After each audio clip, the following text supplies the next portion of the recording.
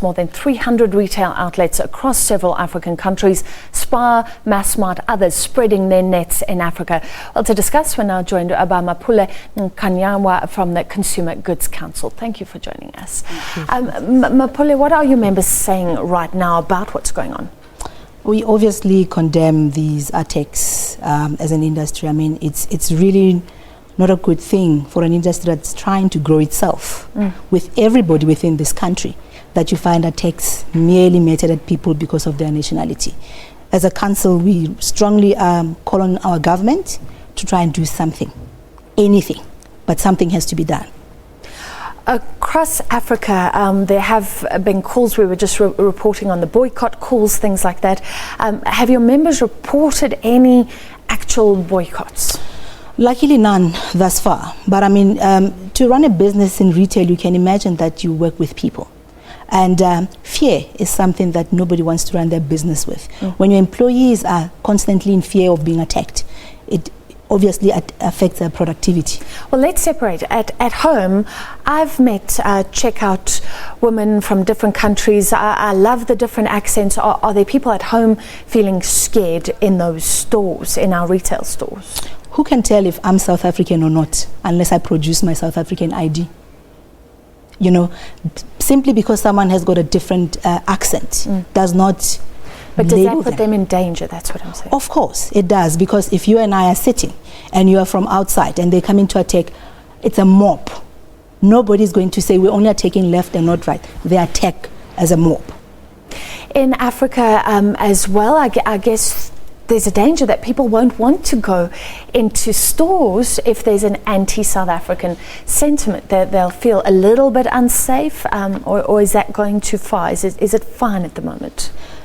Like I said, so far we haven't had any reports, you know, from outside South Africa that there has been attacks. But if you look at social media, we are being told that there's been threats to some of our retail outlets outside South Africa, and surely when they attack a store which belongs to either a Shoprite or a Spar or whoever they're not attacking South Africans. They're going to attack employees within that store, and that renders the responsibility really on our members, and it really worries us as an industry. That's why we're calling on government to do something to allay the fears of our members.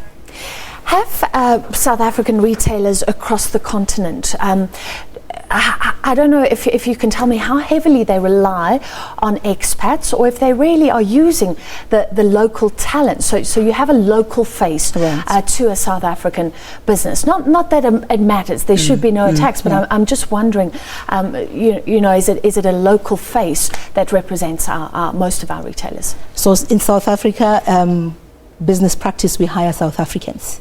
But because we live with foreigners in South Africa, some of those who have now naturalized and some of those who have got work permits, those are also employed. It's the same in the foreign countries. You will want to use local talent. And if there is not much, and this is what our members, some of them are doing, they bring some of those employees over to South Africa for training, and then they go back.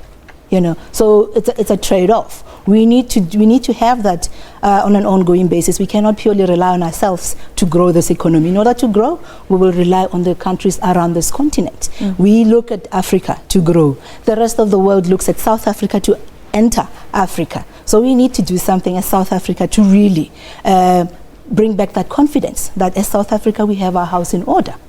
Of course, yeah, this could just demolish our whole plan in the NDP to be the gateway, to retain that strength as an entry onto the continent, and I guess just bring it home, because what does this mean for businesses, but ultimately for jobs? We're seeing people looting, but tomorrow they may be less likely to get a job.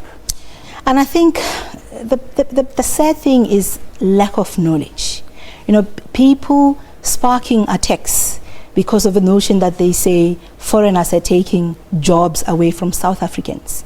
You can go to labor as an industry, as employers. We report to labor the employees we have by nationality. Their numbers are nowhere near where anybody can say foreigners are taking our jobs. Absolutely not. It's really for the regulators to do something. Go out there and publish the true numbers. For South African police, go out there and arrest criminals, because this is criminal elements. How do you go and close off a shop of a spaza owner who's trying to make it in the country? If that person produces papers that they are legit in the country and the damage has already been done, that says so much about our officials and the regulators really in this country.